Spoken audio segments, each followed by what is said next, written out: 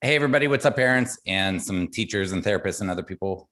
It is me, Seth with SethPerler.com, and I'm here today with Dr. William Stixrud and Ned Johnson, who they were on my summit in the past, and these are amazing human beings who just finished a book for parents specifically. Educate parents and educators, yeah, psychologists, yeah, and the parents. So tell us, Bill, what's the name of the book and the purpose? So it's called "What Do You Say? How to Talk with Kids to Build Motivation, Stress Tolerance, and a Happy Home." And it's the idea that Ned and I have been talking with kids one-on-one for 40 plus years professionally, probably 60, 65 years professionally. And my kids are in the mid-30s, Ned's are almost grown. We have a lot of experience kind of finding skillful ways of talking with kids. And we wanted to share that with parents. Our first book, The Self-Driven Child, emphasizes how important it is for kids to have a sense of autonomy and sense of control of their own lives. But it's not easy for us as parents to grant autonomy because we experience a low sense of control. So we're just trying to give parents the language to make this easier, to support that autonomy, that self-drive in kids we think is so important. So I know we don't have time to go in the whole book, but what do you say, or what are the keys, especially for these kids who struggle with executive function? They're struggling to get things done, to do their homework, to do their schoolwork. Parents are worried that if the kids don't figure this out, that it's going to impact their future. And we know it may impact their future.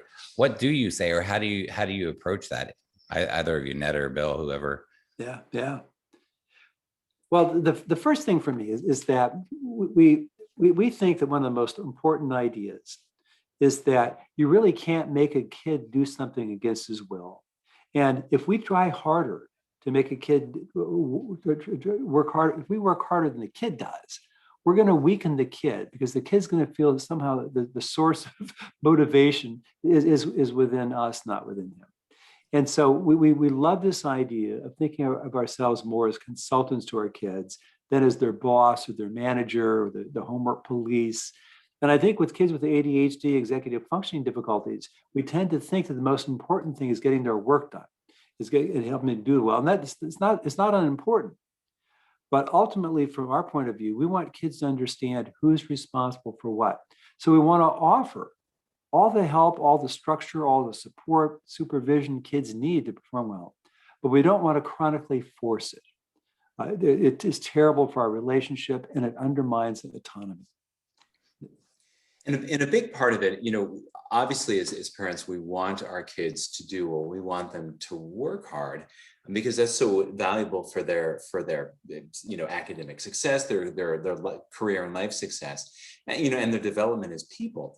But more importantly, to sort of echo Bill's point, more importantly than wanting them to work hard is that we want them to want to work hard, right? We want to develop a brain state where kids are intrinsically motivated, not motivated by fear or by carrots and sticks, by fear or bribes. And the model that we look at in our first book is what's called self-determination theory, which is probably one of the most supported models in all of psychology, and talks about we need three things. We need a sense of competency, a sense of relatedness, and a sense of autonomy. And as Bill points out in our first book, The Self-Driven Child, we talked about autonomy, but really it's that relationship piece. And I know this is so much of your work, Seth, that relationship piece is so hard, is so valuable. And it's hard to get right because when we get anxious, we start trying to force and we undermine both the kid's autonomy and our relationship with them. But if we know that relatedness is a huge part of the secret sauce of kids being motivated and intrinsically motivated, then we thought, gosh, we should really focus on language that helps parents articulate their values, articulate their priorities, say that this is what's really important to us, but to do it in a way that the great linguist Ron McGann talks about, of showing care and respect. Because ultimately, so much of what we are addressing is not the what of what parents are saying, but the how. Because at the end of the day, we want to maintain that relationship. But in a perfect world, we're also doing this way that the parents, with all the wisdom and all the advice they have for their kids, that they can simply communicate with them in a way that's effective. And we've fundamentally believe from our decades of experience, as Bill points out, that things are just more effective, our communication, when we do it in a way that's respectful.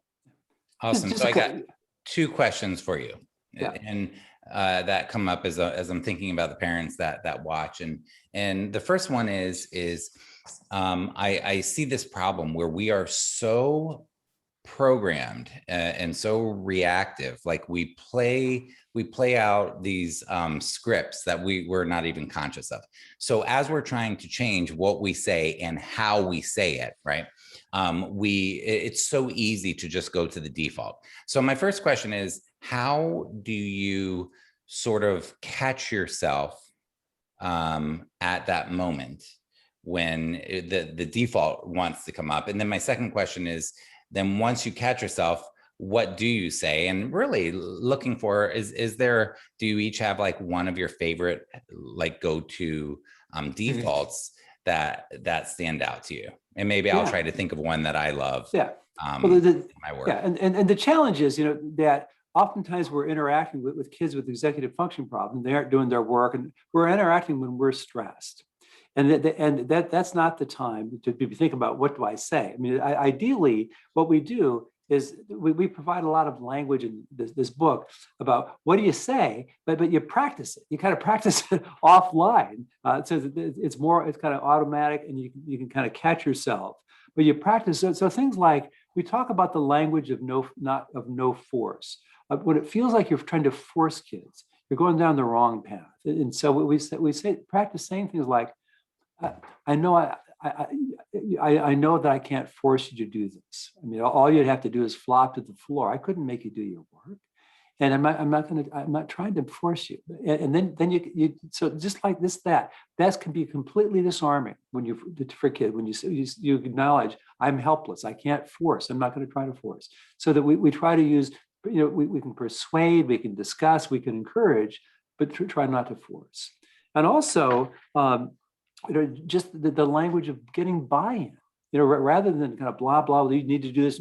You say, I've got an idea, you could kind of run it by you. Or I wonder what would happen if you did it this way. Things like we're more, that for whatever it's worth. And then we offer a suggestion in a ways where it doesn't feel like we're forcing, we're trying to cram stuff down a kid's throat. What we suggest is practice this stuff so that when you're stressed, it'll be well rehearsed and you'll be able to access it, as opposed to just your default. Yeah, and I have a daughter who's got at least 20 IQ points on me, but is a little, I'll say, a tad stubborn when she holds to her beliefs in ways that are admirable, but somewhat frustrating as her dad. And long ago, probably when she was 7, I started using the language, and I probably picked this up from Bill, it's going to be your call, but I want to run this by you. Right. And so it's your call. And so at the end of the day, she's listening to decide, do I think Dad has anything meaningful to say? Do I want to go that way? Rather than leaning on my way. Because one of the great things we talk about in the second book, in this book, What Do You Say, is that people are ambivalent. We're all ambivalent about change, right? And so if I, as the parent, started telling all the reasons why you got to do this and it'd be so much better if you worked harder, got good grades, went to this college or whatever, they just start thinking about all the reasons why, it won't work. It's too hard. It's too frustrating. It's embarrassing. What if I don't do well, blah, blah, blah. And they just lean in on that. And so when we take this approach that isn't taking sides and saying, ultimately, it's your call to make an informed decision, it's much more likely that the defense system, the shields come down, and the prefrontal cortex that we're trying to develop anyway is much more likely to really hang with that pros and cons, and deal with the ambivalence that life is really about, and not reflexively run one way because we've argued the other side so strongly. Awesome. Sorry, I was just taking a note on what you reminded me of something that I like to say at these times.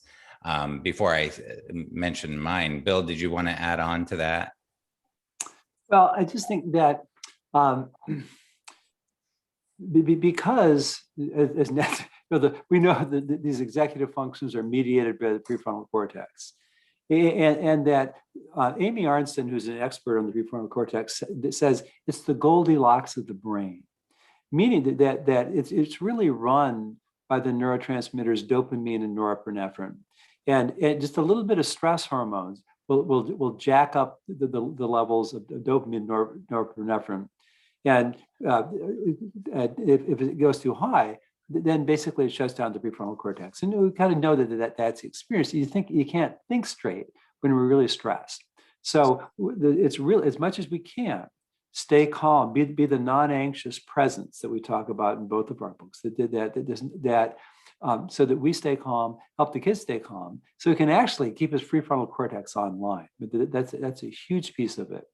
And we also know that for motivation, for mental health, for happiness, there's nothing more important than a close relationship with your parents. And so that's why I since 1986, I've been encouraging parents to tell their kids with executive functioning or ADHD, or I love you too much to fight with you about your homework. You're more important to me than your grades or your schoolwork or this assignment. And I explained to them, that you could. I see 9th graders or 10th graders, 11th graders are underachieving. And the first thing I tell them is you could flunk every single one of your classes in high school. If you decide that was a bad idea, you can go to community college to get 30 credits. And then you can apply to most of the colleges in this country. They don't want to see your high school transcript. And when I tell kids that, it motivates them. So that we don't have this desperate sense of, my God, my kid's not doing well. He's got to always do well. That as we can stay calm, we can take a long perspective, we can be most helpful to our kids with executive functioning issues. And I raised one who's got a PhD in psychology and doing great, and it didn't have any force, any kind of external pressure that came out of him. He had a lot of help. I mean, a lot of tutoring. We were a really good tutor. That helped too.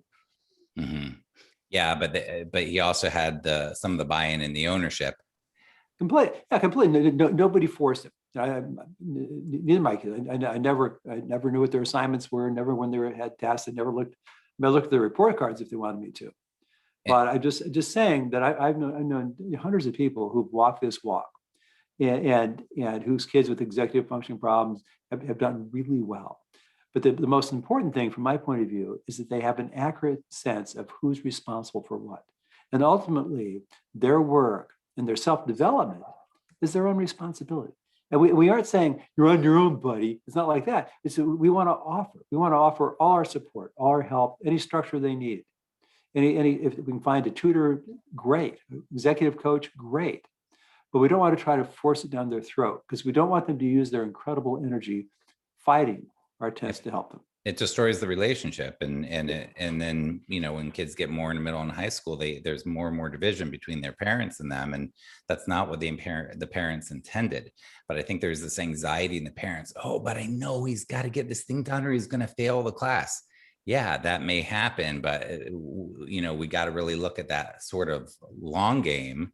In terms of long game with relationship, long game with who owns the motivation, and are they just doing it to avoid getting punished, or to try to get rewarded, or to get them off their back, or not be nagged, or not be bugged, or not be lectured, or but the parents are like, but Seth, but Ned, but Bill, they have to get this done or they're going to be in summer school, or they're going to not, if they don't get their college application, and they're not going to get into any college, or what, right. So that's so hard, I think, for the parents to as you guys said, like, to get their own calm in their own body. Yeah, we just have the advantage of knowing stuff, that a lot of parents don't know. And I had this experience 30 years ago where I tested this kid who'd flunked all his classes in 9th grade, all his classes the first semester of 10th grade. And people were on, he had a million tutors and therapists, and people are on him constantly. He just did nothing. And what it took was his school counselor, who really liked him, sat down with him and said, honey, we're going to have to practice. We're going to have to schedule another year of high school. And the kid realized for the first time, I'm not going to graduate with my friends. He started going to night school and day school. He graduated on time, and he went right off to college. Didn't need a gap year. He went right off to college and majored in psychology.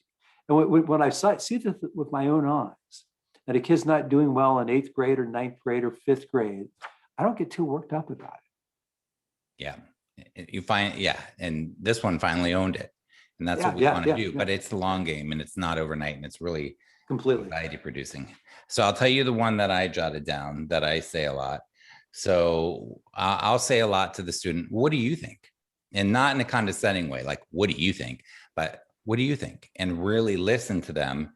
And then I follow it up with, tell me more. Tell me more. Because so often we don't ask them what they think. We tell them logically, if this happens, then this negative consequence will happen, and blah, blah. And we're using logic and reason and nagging and lecturing and all this stuff. But really to say, what do you think? What do you want? And then tell me more. And then we want to jump in there. Yeah, but here's all the reasons that doesn't make sense. No, we want to be like, okay, well, tell me even more. Tell me even more.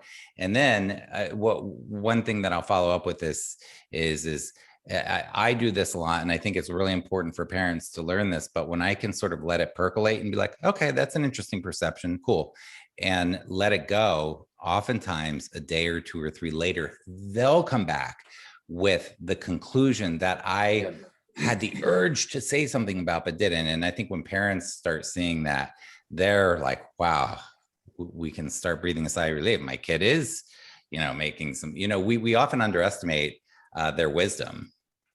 I think it's brilliant, Seth. I love that. Some of the research that we look at in the second book is about motivational interviewing. That in many ways kind of ends the observation that for me to articulate my own reasons for doing something is so much more powerful than having you tell them to me, or Bill, or anyone else. And so just the way that you're doing that, which I just think is just delightful, to create the space and the energy for kids to verbalize their own reasons, and to your point, to then not pounce on it and complete the denouement, put the period at the end, but to just let it sit and say, it's really interesting. So then they reflect on it. And those ideas, particularly if they burble up out of their own thinking or their own conversations, they're so much more likely to be theirs because they came from them, or rather than from you, even though you're a concerned adult. I think the way you articulated this is terrific. Yeah. And I'll just say that in our new book, the first chapter is really about listening. It's about listening and empathy, exactly what you're saying. There's the chapter that Ned's referring to. It's called the language and silence of change. And it's the silence is that listening. It's that listening and not lecturing, and basically helping kids come to, as Ned said, coming to their own sense of I want to do this differently. I want to be better at this. And then it's 9/10 done. Awesome. Cool. Well, thanks, guys. Well, let's wrap up here. For all of those you watching, I have some kiddos who will be showing up in a minute, but they're not here yet. So here's how I want to wrap up for parents that are watching this. What is one thing, Bill and Ned, what is one thing that parents can do this week to help their kid who's struggling? Oh, meanwhile, check out the book. We'll put a link to the book in the YouTube description, the blog description. You all can check out the book here. But what's one action parents can take this week, Bill? I think the main thing for me is telling your kid, I love you too much to fight with you about your schoolwork. That kind of idea that my relationship with you, I love you no matter how you achieve, no matter whether you do your work or not. That unconditional love is the most important thing. And with kids with executive functioning problems who have trouble getting stuff done, we over focus on getting stuff done. Right. And I think that if we focus on that relationship piece and just letting them feel unconditionally loved, they're more likely to get stuff done. And they're more likely to let us help them get stuff done. Awesome. And Ned? I think that's great, Bill. And I would say that we talk about in the book again that folks have this tendency to have a writing reflex, to want to jump in and correct it and make everything good, right? And it's really hard not to do that, and particularly if your kid comes to you and has the courage to share with you that things are really going poorly, that you feel like it's your job to jump in and do things. And so the way to avoid over-parenting and depriving kids of the opportunities to fix things for themselves, even if they're friggin' messy and far, you know, and clearly suboptimal, is that when your kid shares anything with you, to use reflexive listening and just to repeat back and say, okay, so let me repeat that back. So what I understand is you've got 15 assignments that you haven't handed in, and because of that, you're probably going to get a D in this class, and you really don't know how to get them done. Do I have that right? And because the experience of being understood and feeling like the person gets you, it lowers the emotional charge. And like Bill was talking about with the norepinephrine and the dopamine, and it lowers the charge and puts things more in balance, which restores those executive functions to the degree that they're there for the kid to be able to solve things for himself, which is obviously what we want. And also the cognitive function of the emotional flexibility to put things in perspective. So even though it's hard, even though it's a hot mess, rather than us having to fix the thing for the kid or explain to them how it's all going to be okay, if we just say, gosh, that sounds really hard, so let me repeat that back to you, it actually puts the kid in the position to be able to solve things for himself to whatever degree he can, be much more likely to hear our advice, and to be able to be emotionally flexible and soothe himself and be able to handle this situation. Because ultimately, we want our kids to have brains that can have the motivation, solve problems for themselves, and be able to soothe themselves even when things are hard. Awesome. Seth, And I could do all the I add time one? as well, the reflective listening. Yeah. I Yeah, teach yeah. parents that. Yeah, go. I just add one thing, which is that prior to writing our second book, the What Do You Say, we interviewed dozens of teenagers, and we asked them, who do you feel closest to? And invariably, they'd say, it's somebody, why do you feel close to this person? It's sometimes a parent, but oftentimes an aunt or an uncle or a cousin or an older kid. And they say, because they listen without judging and they don't tell me what to do. You want to hear something ironic? Last night I was talking to Karen Tui Boys in Australia. She was interviewing me, and she's fantastic if you don't know her. And she asked me in the interview what was my favorite class, and my response was the class where the teacher liked me. Yep, That's great. And it's certainly more common than not. Yeah, love it. Cool. Well, everybody, go ahead and you can check out the links to the book. And I'm interested, for everybody watching, if you want to leave a like, subscribe, what have you, but leave a comment. What phrases do you use? Leave a comment below that work with your child. Or I'm curious also, what phrases do you use that get the opposite response than you're really looking for? What's that default that you go to that's not working? So go ahead and leave that in response below. Again, my name is Seth Perler. This is Dr. William Stixrud and Ned Johnson. And hope you have a great day. Take care, everybody. Okay.